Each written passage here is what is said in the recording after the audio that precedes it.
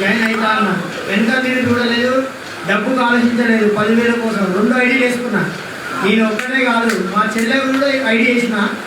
2 ఐడీలతో నేను స్టార్ట్ చేసిన. ఒక నెల రోజులు అసలు నేనేం పట్టించుకోలేదు. చెప్తే ఇన్నరా అనుకున్నాను. కానీ రాజు ఏమైంది అంటుడు. చేద్దాం అంటున్నా. నేను దాన్ని పట్టించుకోలేదు. తర్వాత ఒక్క నెల రోజులు కష్టపడ్డా. ఒక్కటి కాదు, ఇప్పుడు 4 ఐడీలు అయినాయి. నాకు 1,20,000 వచ్చినాయి. 1 month